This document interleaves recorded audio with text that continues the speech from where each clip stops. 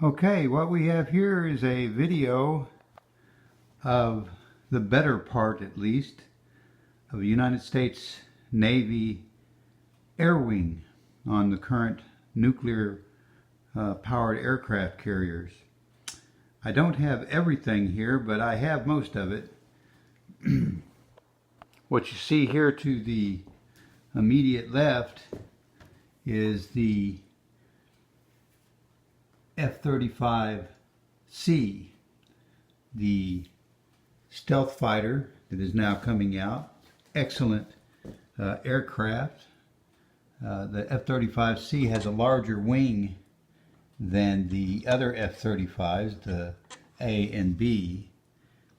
That's so it can carry more ordnance and more fuel. And in the fully loaded configuration, you can see that interiorly it can carry quite a few weapons, as well as 6 points on the wing. So it can carry 10 to 12 weapons if it goes into full mode. Of course, if it was going to use its full stealth capabilities, it would just be using the what's in the weapons bays, and it would use that for seed missions, in which case it could carry at least 2 anti-radiation or precision guided munitions and up to 4 air-to-air missiles. It would go in that form to take out the enemy air defenses and then come in this configuration to really blow them away.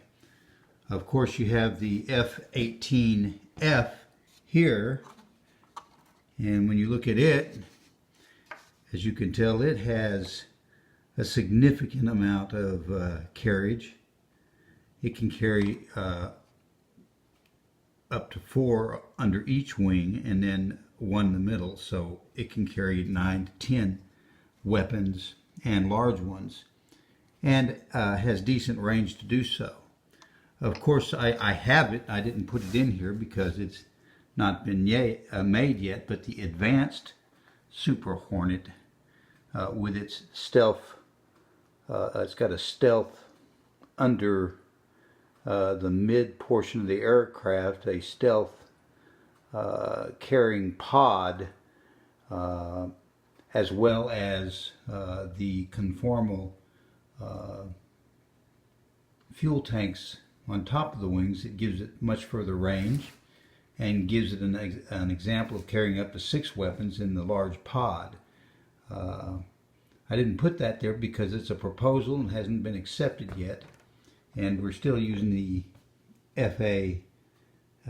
We also use the E in the I wish I had an E version. The difference between the F and the E is that the E has a single pilot instead of dual positions for a rear seater, and so we also have squadrons of FA-18Es out there, and so I don't have that. It would be on the normal carriers, at least 1 and maybe up to 2. Also, we now have the EA-18G, which is the Growler, they call it, that has taken the place of the EA-6B Prowler, and that is a anti-radar aircraft, and those are now all replaced on the aircraft carriers. You can see the jammers that they can carry and the weapons that they can carry, and these are new aircraft, and they do great as well. Let's take a look at the bottom of these aircraft. You can see their jammers and their HARM missiles. Those would also go in to help any attack squadron to jam the enemy radars and to take out those enemy radars from long distance. So let's put him back in the middle. Over here on the right, we have probably the most important aircraft that is available on the aircraft carrier, and that's the E-2D Super Hawkeye. This is the newest version of the Hawkeye, which can fly up to 25 to 30,000 feet, has the large rotary radar dome on top, and provides a airborne early warning system that can jam many defensive systems and offensive systems that the enemy would use, and most importantly tell us that they're coming.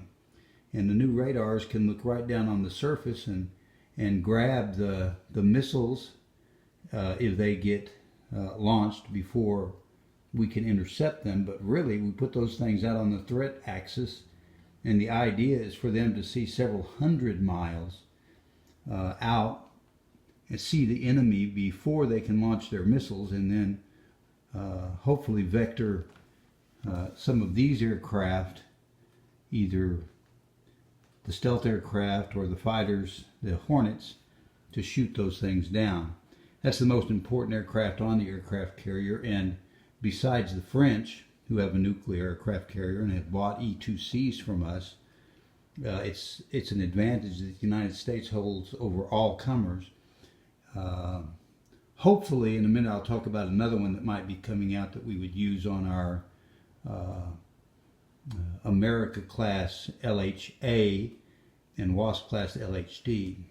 Another important aircraft on these carriers is the Seahawk helicopter. We carry the Seahawk right here to do several missions. It does search and rescue, SAR. Very importantly, it does anti-submarine warfare, which this one is outfitted to do.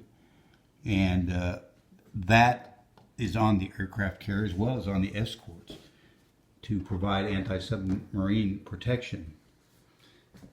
Back here in the very back, we have the Osprey. Now, the Osprey is just getting into the U.S. Navy. The one that has been approved is the new COG, Carrier Onboard Delivery, and that's what this one isn't.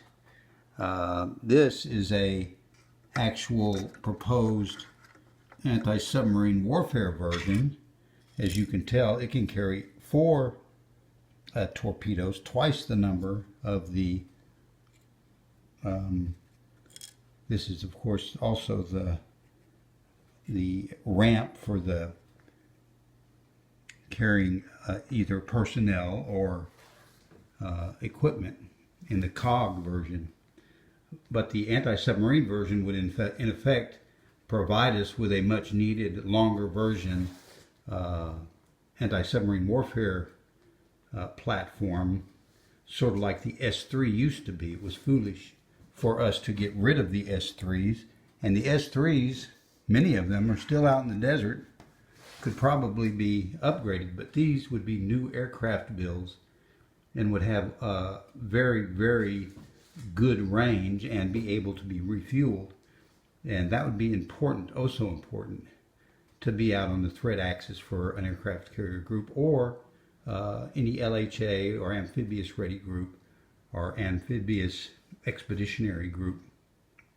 In addition, there is a version of this aircraft that has been proposed that unbelievably the Royal Navy turned down. As you can see, it's a vertical takeoff and landing aircraft, and there is one that has right here in the middle in this area a large triangular aperture radar that could be used for AEW.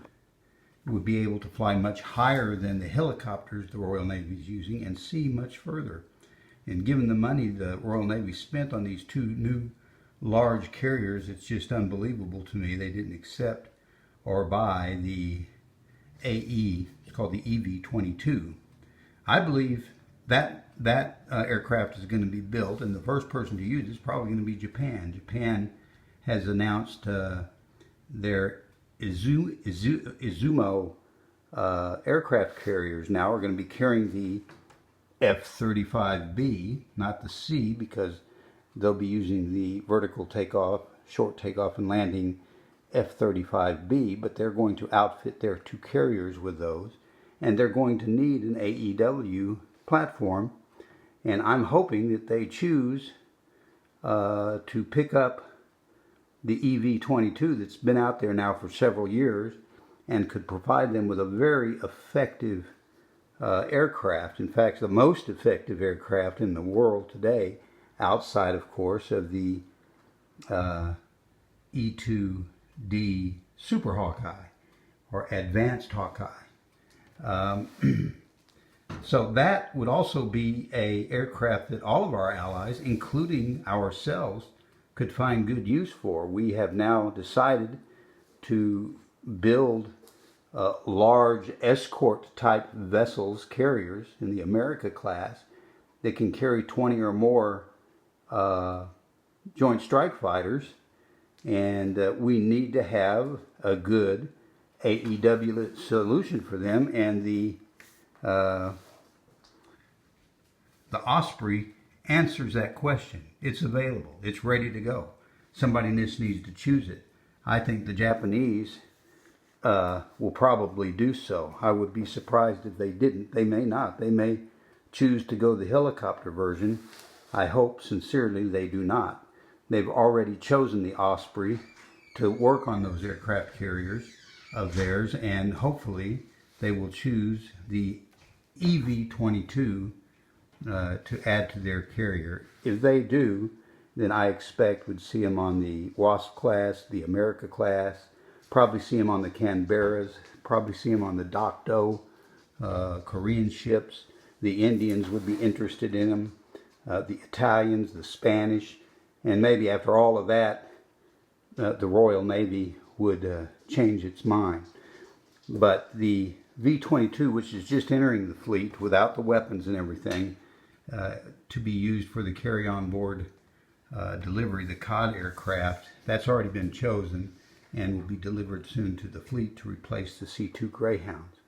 So there you have it, the main part of the U.S. Navy's air wing, and the best carrier air wing, I would say, in the world, and which has protected this nation for decades, and in particular won the World War in World War II. Without our carriers and their activity, we would have been in deep trouble in World War II.